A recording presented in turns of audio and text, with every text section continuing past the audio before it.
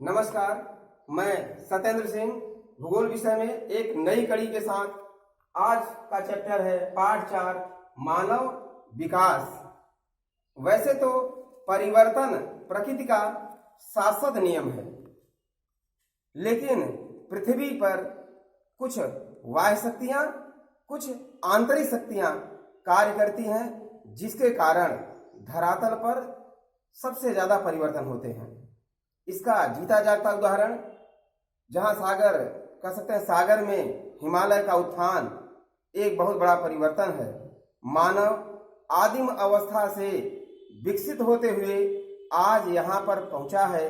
जैसे मान लिया जाए, पीपल का नन्हा सा पौधा धीरे धीरे बढ़ते बढ़ते एक विशालकाय वृक्ष बन जाता है, या मानव का छोटा सा शिशु धीरे धीरे बढ़ते हुए एक पूर्ण पुरुष के रूप में या स्त्री में बदल जाते हैं या परिवर्तित हो जाते हैं।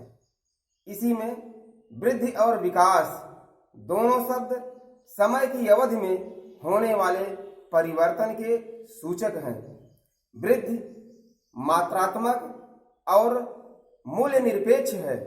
यह धनात्मक अथवा ऋणात्मक हो सकता है, लेकिन विकास गुणात्मक परिवर्तन है जो मूल्य सापेक्ष होता है। उदाहरण के रूप में, जैसे किसी देश की एक निश्चित समय अवधि में जनसंख्या 1 करोड़ से 2 करोड़ हो जाती है। अभी कहा हमने, एक निश्चित समय अवधि में किसी भी देश की जनसंख्या 1 करोड़ से 2 करोड़ हो जाती है, तो यह हम कह सकते हैं कि नगर में वृद्धि हुई है या देश में वृद्धि हुई है। लेकिन यदि उस देश में आवास, पेयजल, ऊर्जा, शिक्षा, परिवहन, चिकित्सा, बैंक जैसी मूलभूत सुविधाएं पहले के समान रहती हैं, उसमें कोई सुधार नहीं होता है, तो विकासहीन वृद्धि माना जाएगा। स्पष्ट है, वृद्धि के साथ विकास हो यह आवश्यक नहीं है।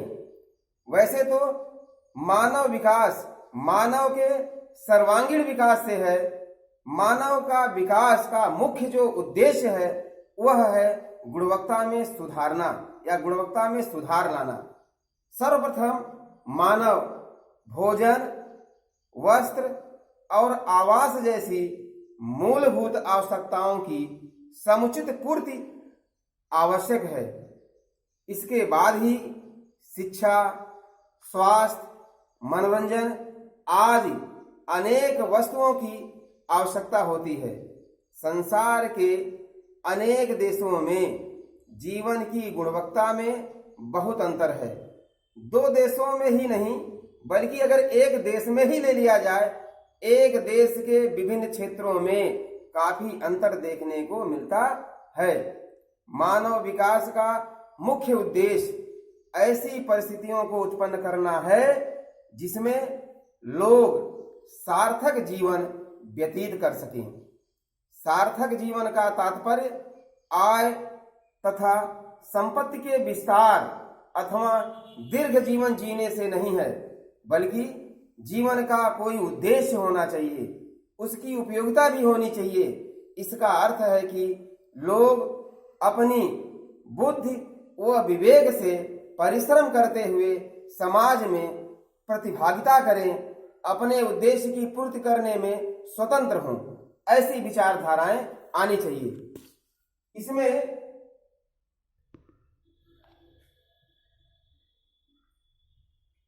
उन्नीस सौ नब्बे की रिपोर्ट के अनुसार मानव विकास की अवधारणा जो प्रस्तुत किया गया वो है डॉक्टर महबूब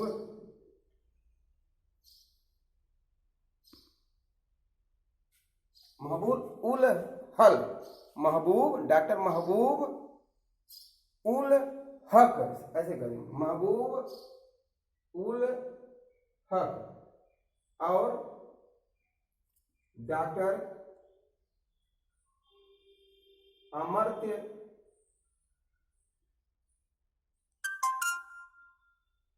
सेन।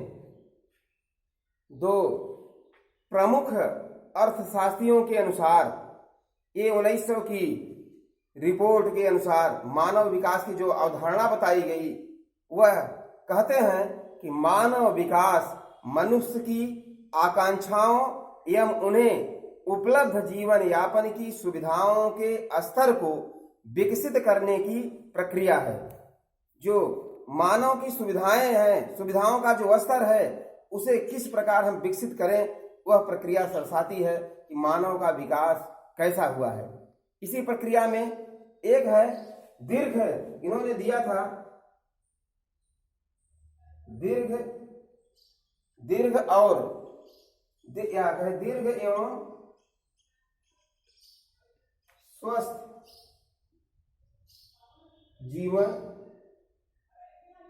जीने से है। दीर्घ एवं स्वस्थ जीवन जीने के से है। स्वस्थ लिखें चाहे स्वास्थ्य लिखें, यहाँ पर थोड़ी सी मिस्टेक है, सुधार में स्वस्थ लिखें। स्वस्थ जीवन जीने से है। दूसरा है शिक्षा व ज्ञान प्राप्त करना। शिक्षा व ज्ञान प्राप्त करवाना। और तीसरा है एक शिष्ट जीवन जीने के लिए एक शिष्ट जीवन जीने के लिए पर्याप्त आय।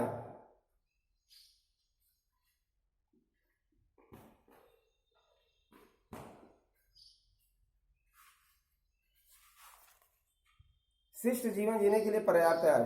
तो मानव विकास सूचकांक को तैयार करने में सबसे बड़ा योगदान डॉक्टर महबूब उल हक व डॉक्टर अमर्त्य सेन का बड़ा ही सराहनीय योगदान रहा। उन्होंने ये क्या कहते हैं कि दोनों मतलब क्या थी अर्थशास्त्री कैम्ब्रिज विश्वविद्यालय से उच्च शिक्षा प्राप्त की थी। डॉक्टर महबूब उल हक के अनुसार विकास लोगों के विकल्पों का विस्तार करना है तथा उनके जीवन को बेहतर बनाता है। विकल्प अस्थायी न होकर के परिवर्तनशील है। विकास का मूल लक्ष्य ऐसी दशाएं पैदा करना है जहां लोग एक सार्थक जीवन जी सके। इन्होंने कुछ ऐसी चीजें दिया, कुछ ऐसे नियम दिए कि विकास में जो असमानता है वो कहां से दर्शाई जाती है। तो दिया उन्होंने आर्थिक कारण, नंबर 1 कारण दिया उन्होंने आर्थिक कारण में उन्होंने कहा कि जिन देशों में खनिज एवं ऊर्जा से संपन्न है औद्योगिक विकास उन्होंने ज्यादा किया है, अन्य देशों की तुलना में अधिक संसाधन संपन्न है तथा वो संसाधन को खरीदने में भी समर्थ हैं, लोगों को रोजगार देने में समर्थ हैं, परिवहन विकसित करने में समर्थ हैं और नई नई प्रौद्योगिकी विकसित करने में समर्थ हैं तथा जो अल्प विकसित देश हैं उन देशों पर प्रतिबंध लगाने में भी समर्थ हो जाते हैं। ऐसी असमानताएं जो उत्पन्न होती हैं आर्थिक दृष्टि से, यह 2 देशों में देखने को मिलती हैं। दूसरा है कारण सामाजिक।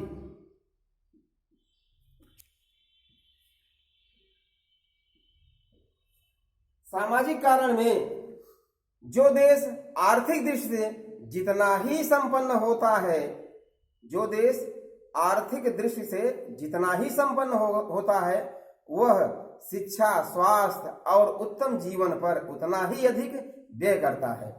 तीसरा है पर्यावरण।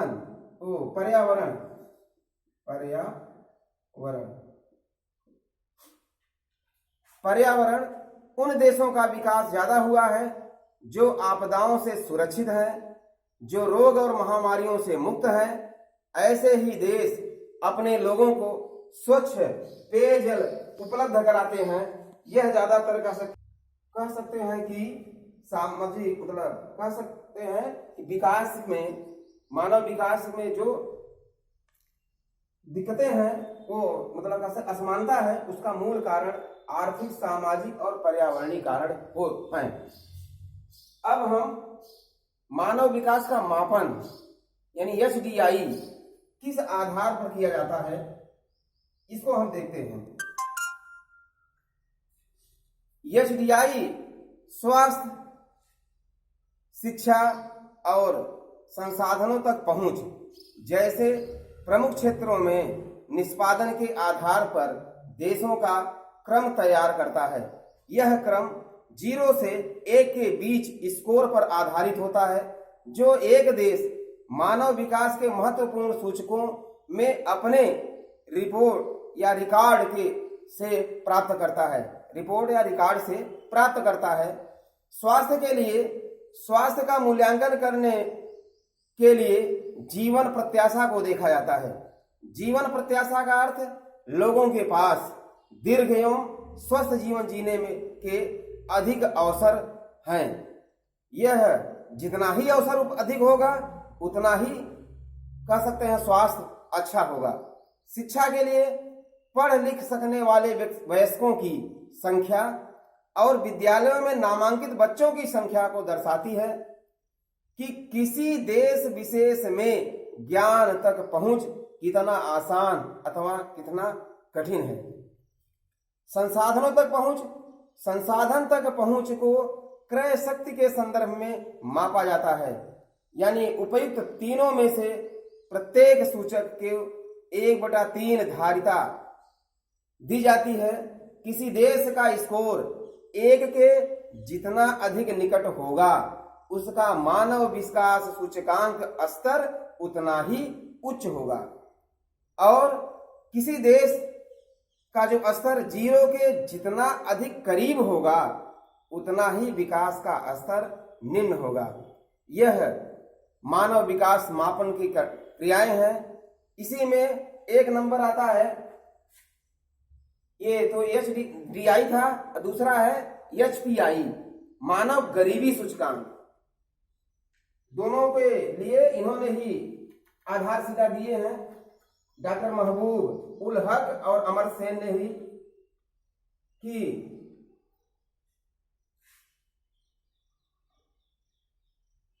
यह मानव गरीबी जो सूचकांक है, हम अब दोनों को लिख दे रहे हैं, मानव विकास सूचकांक HDI और HPI। ये मानव गरीबी सूचकांक है, जहां मानव विकास में उपलब्धियों का मापन करता था, वहीं मानव गरीबी सूचकांक मानव विकास में कमियों को मापन करता है या कमियों को दर्शाने का कार्य HPI करता है। इसमें 40 वर्ष की आयु तक जीवित न रह पाने की संभाव्यता, दूसरा है प्रौढ़ साक्षरता दर, तीसरा है स्वच्छ जल तक पहुंच, चौथा है कम भार वाले छोटे बच्चे की संख्या। जैसे मान लिया जाए, इन सब को देख करके इन दोनों के आधार पर कह सकते हैं यह उस देश के विकास को उजागर कर रहा है। तो इन दोनों के बगैर HPI यह गरीबी सूचकांक है, तो कमियां खोजने का कारण करता है। यह अच्छाइयां खोजता है तो यह कमियां खोजता है। किसी व्यक्ति में कमियां और अच्छाइयां दोनों खोजने पर विकास अच्छे से किया जा सकता है। उदाहरण के लिए श्रीलंका, ट्रिनिडाद और टोबैको जैसे देश छोटे होने पर भी वहां की अर्थव्यवस्था छोटी अर्थव्यवस्था होने के बावजूद मानव विकास सूचकांक में भारत से उच्च हैं। इसी तरह अगर अपने देश में कहें, केरल में प्रति व्यक्ति आय कम होने के बावजूद मानव विकास सूचकांक पंजाब और गुजरात से अच्छे हैं या उच्च हैं। इसका कारण क्या है? यह पर्टिकुलर फोकस वहां के विकास स्तर को देख करके बनाया जाता है। उस स्तर में उच्च मूल्य सूचकांक वाले जो 10 देश हैं, इनकी हम रिपोर्ट मतलब बताते हैं कि कौन कौन से 10 देश हैं।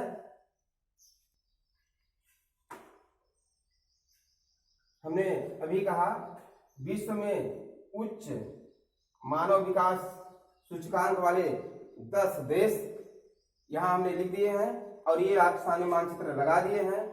इस मानचित्र में हम उन 10 देशों को दिखाते हैं आपको। 10 देश कौन कौन से हैं। नंबर 1 पर है नॉर्वे। उच्च मानव विकास सूचकांक प्राप्त करने वाले देशों में नॉर्वे। जैसा कि अगर वर्ल्ड का मानचित्र बनाए, मैंने ये भी कहा था, ये उत्तरी अमेरिका, दक्षिणी अमेरिका, ये अफ्रीका है, ये यूरोप है और ये एशिया है और ये ऑस्ट्रेलिया, नीचे जो है अंटार्कटिका महाद्वीप है। इसी में एक कड़ी आती है, जब हम क्या कहते हैं ऊपर सबसे देखते हैं कि यहां पर ये है नॉर्वे और नॉर्वे के ठीक इधर आए यूरोप में ही, ये यूरोप के देश हैं, ऐसे लिख दें यूरोप में खोजेंगे तो मिलेगा नॉर्वे यहाँ इस एरिया में। और दूसरा है स्विट्जरलैंड, वो मध्य में इस एरिया मिलेगा, जर्मनी के ठीक उधर साइड में। यह भी यूरोप का देश है। और ऑस्ट्रेलिया महाद्वीप स्वयं ऑस्ट्रेलिया है। यह आयरलैंड है, यह ठीक इंग्लैंड के बगल में है। इंग्लैंड यहाँ है, बगल कह सकते हैं, उसके ठीक बगल में आयरलैंड है, यह भी यूरोप का ही देश है। और 5वें नंबर पर जर्मनी है, जर्मनी यहाँ पर है, ये पूरी तरह से जर्मनी। और 6वें नंबर पर आइसलैंड है। आयरलैंड के ठीक ऊपर देखेंगे तो आइसलैंड।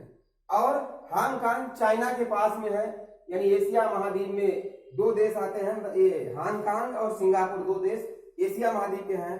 तो चाइना के पास हांगकांग और सिंगापुर ठीक कह सकते हैं, कड़ी है, कह सकते हैं ऑस्ट्रेलिया महाद्वीप और क्या कहते हैं एशिया महाद्वीप के जोड़ने के बीच में कड़ी के रूप में है वो।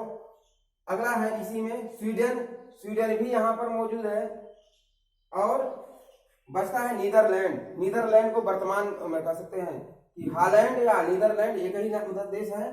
और कह सकते हैं वो मतलब इंग्लैंड के बिल्कुल पास में सटा हुआ देश है। ये आपके मतलब विश्व मानचित्र में ये उच्च वाले हैं। और मध्यम वालों में, मध्यम की श्रेणी में वे देश आते हैं जो कह सकते हैं कि द्वितीय विश्व युद्ध के बाद जन्मे हों, या जिनका जन्म द्वितीय विश्व युद्ध के बाद यानी उपनिवेशक देश रहे होंगे, वो सब के सब क्या कहते हैं मध्यम सूचकांक वाले। निम्न सूचकांक वाले छोटे छोटे देश आते हैं जहां पर सामाजिक अस्थिरता उत्पन्न हुई थी या सामाजिक अस्थिरता है, वहां पर उन देशों में कह सकते हैं निम्न सूचकांक दर्ज किए गए हैं। इसी में कड़ी में हम मानव विकास के 4 स्तंभ आपको हम बताते हैं। ये सबसे इंपॉर्टेंट है इस चैप्टर में, इंपॉर्टेंट कड़ी में है कि मानव विकास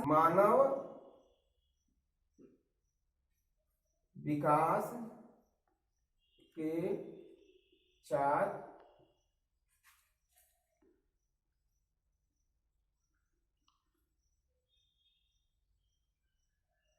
स्तंभ। इन स्तंभों में नंबर 1 पर समता,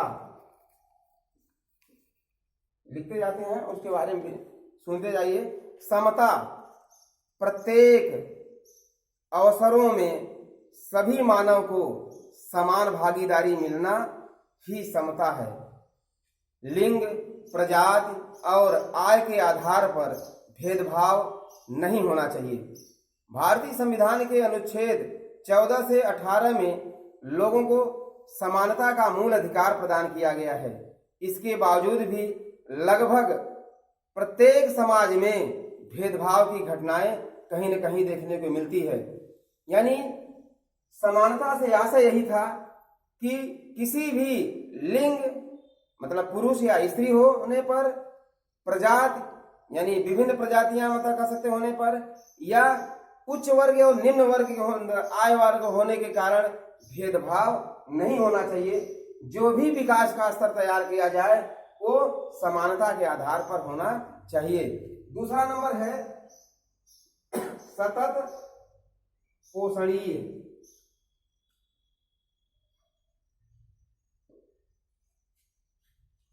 सतत पोषणीय यह ता कर दें, पोषणीयता, आपकी किताब में मिलेगा सतत पोषणीयता। सतत पोषणीयता यह अवसरों की उपलब्धता में निरंतरता को सतत पोषणीयता कहते हैं। यानी जितने भी अवसर हैं वह निरंतर बने रहने चाहिए, यानी प्रत्येक पीढ़ी को वही अवसर मिले। भावी पीढ़ी को ध्यान में रख करके ही पर्यावरणीय, वित्तीय और मानवीय संसाधनों का उपयोग करना चाहिए। इनमें से किसी भी संसाधन का दुरुपयोग करने से भावी पीढ़ी के लिए अवसर सीमित हो जाते हैं। यह ध्यान रखना है कि जो वर्तमान में है, वर्तमान में चल रहा है, वह भविष्य में भी इसी प्रकार निरंतर बना रह जाए। इस बात को ध्यान में रख करके विकास करना चाहिए। अगला नंबर है तीसरा, उत्पादकता।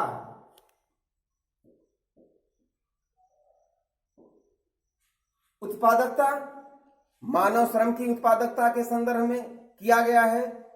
लोगों को समर्थ और सक्षम बनाकर मानव श्रम की उत्पादकता को निरंतर बेहतर बनाना चाहिए।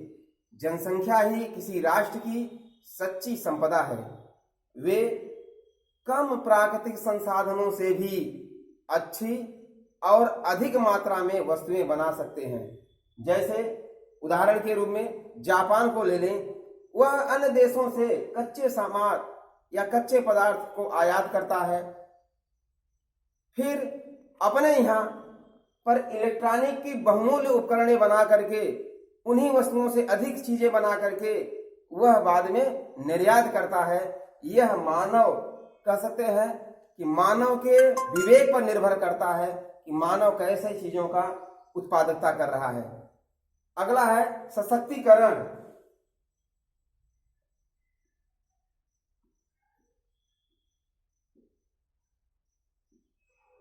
चौथा सशक्तिकरण।